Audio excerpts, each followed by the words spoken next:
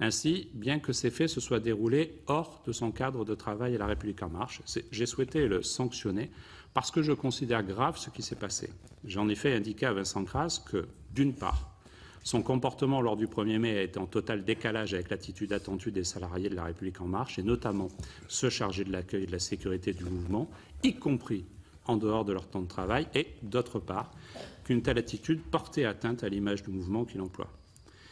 Dans la mesure où les faits se sont déroulés alors que Vincent Crasse m'avait indiqué qu'il intervenait en tant que réserviste à la demande de M. Benalla, j'ai souhaité prendre la tâche du directeur de cabinet de la présidence de la République pour connaître les suites à donner et que la sanction infligée à M. Crasse soit liée à celle retenue à l'encontre de M. Benalla. Un échange a eu lieu entre mon directeur de cabinet et le directeur de cabinet de la présidence de la République à ce sujet. Et c'est sur la base de cet échange que j'ai donc notifié le 3 mai, par courrier, à Vincent Crasse, la sanction de suspension de 15 jours du 4 au 18 mai inclus.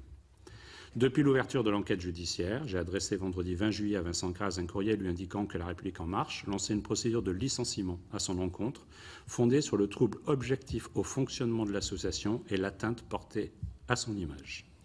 Aujourd'hui, sur la base du rapport établi par l'Inspection générale de la police nationale, j'ai pu constater qu'outre la faute, M. Crasse a ajouté le mensonge puisqu'il n'était pas ni présent ce jour en tant que gendarme réserviste, ni ne bénéficiait d'aucune autorisation pour être présent.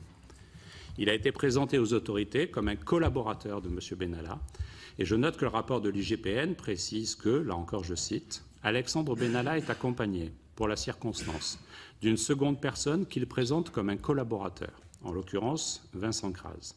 Le major Mizerski ne connaît pas M. Crasse, mais ne demande pas d'explication, compte tenu du statut de M. Benalla, représentant affiché et reconnu comme tel par sa hiérarchie de la présidence de la République. » Le rapport de l'IGPN établit donc clairement que l'activité salariée de Vincent Crasse n'est en aucun cas liée à sa présence ce jour-là.